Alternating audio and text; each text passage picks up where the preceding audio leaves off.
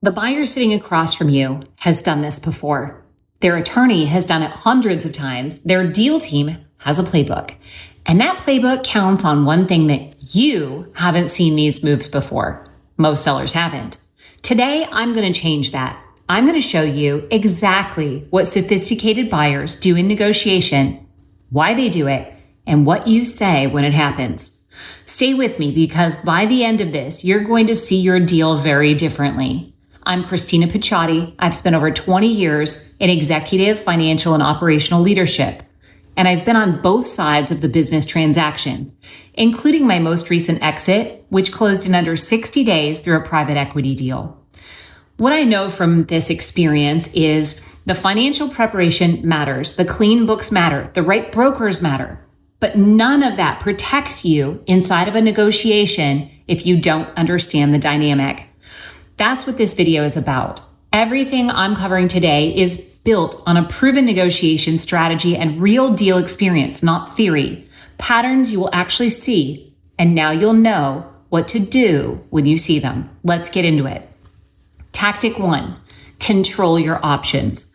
The first move a sophisticated buyer makes is to remove your alternatives. Watch for this early in the process. Before you've agreed on price, before you've worked through key terms, the buyer pushes exclusivity. They want you off the market.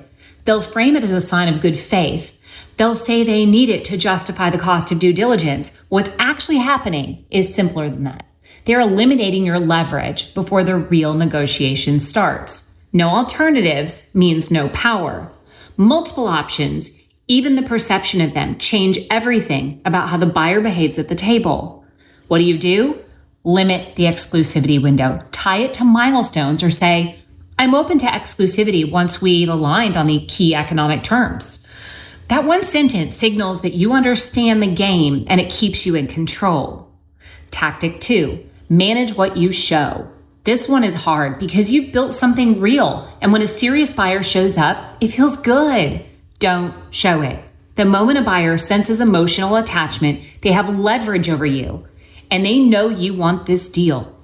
If they can feel that you need it, they'll use it. Not always consciously, just strategically. Stay neutral, even when the offer is exactly what you wanted, even when the timeline is perfect. Never say, this is exactly what I was hoping for. Never say, I just want to get this done. Instead, say, we're aligned on some areas, still working through others. Calm reads as confident. Excitement reads as vulnerable. Control what you show. Tactic 3, say less than you need to. Over-explaining is one of the most expensive mistakes sellers make, especially in due diligence. Here's what happens. A buyer asks a question. The seller wants to be helpful, answers, and then keeps talking. They add context, explain history, bring up related issues, and in doing that, they create concerns the buyer never had. The discipline is simple. Answer the question directly, then stop. Silence reads as confidence. It signals that you know your business and you're prepared. Over-talking signals anxiety, and anxiety makes buyers look harder. Answer the question and stop talking. Tactic 4, don't chase. At some point in your deal, the buyer will go quiet. Responses slow down. You send an email and wait. You follow up and get a vague reply. This is often a tactic. When a seller starts chasing, sending extra emails, volunteering more information, softening their position to keep the momentum, the buyer learns something important. This seller is more motivated than they're letting on. Stay responsive without being reactive. There's a difference. When the buyer goes quiet, one message does the work.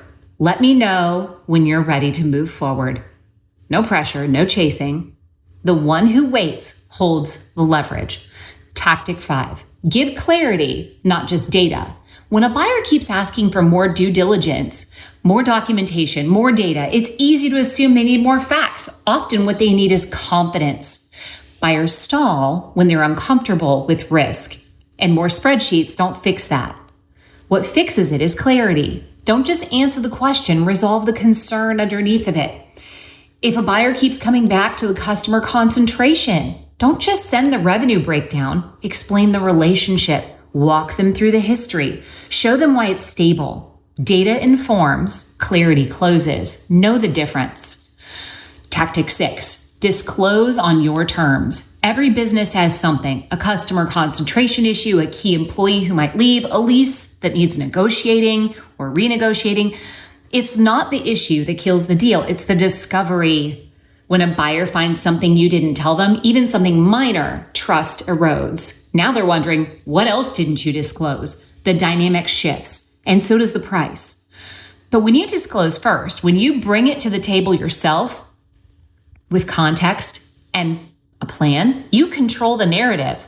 Say it this way: here's the risk, and here's how it's managed. That framing tells the buyer you're a sophisticated seller who knows their business. It doesn't eliminate the concern. It positions it on your terms. First framing wins. Second framing always defends. Tactic 7, manage the timeline. A long drawn-out process is not neutral. It's pressure. Every week that passes, you're carrying the emotional weight of an unfinished transaction while running your business at the same time. Fatigue sets in, and fatigued sellers make concessions they would never make 2 months from now. Buyers know this. Your protection structure is your structure. Early in the process, align on a timeline. When things drift, address it directly. Let's align on a timeline to keep moving the process forward. You're not being aggressive, you're being professional, and you're signaling that you understand how deals work, which is itself a form of leverage. Time pressure is lost leverage. The structure is control. Tactic 8, willing to walk. This is the hardest one and the most important. At some point in almost every deal, a buyer will test you. Terms shift, prices adjust, a new issue surfaces. They're watching to see how you respond. If you fold, they learn something. If you push back calmly and mean it, they learn something different.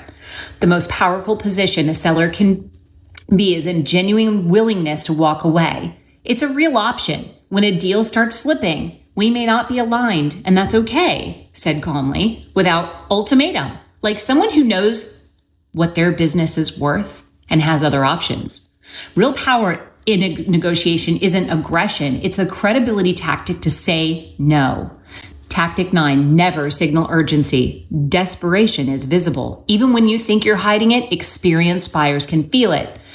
In the pace of your response, in the concessions you're willing to make without being asked, in the way you handle silence. If you need this deal financially, emotionally, operationally, that will show up and it will be used. The work starts before the negotiation. It starts with preparation, with knowing your number, with having your business in a position where you can sell from strength, not pressure. That's what separates sellers who walk away satisfied from the 75% who say afterwards, I didn't know what I didn't know. You're going into a negotiation with people who do this for a living. Now you know what to watch for. You know what the moves look like, and you know what to say when it happens. This is the kind of preparation that changes outcomes, not just on price, but on terms, on timeline, and how you feel when you get to the closing table.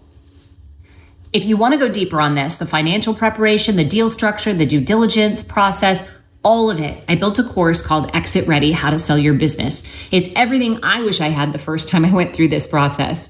The link is in the description. And if this video helped you, subscribe. I cover the business exit process in a way that most people in this space don't, from someone who has actually done it.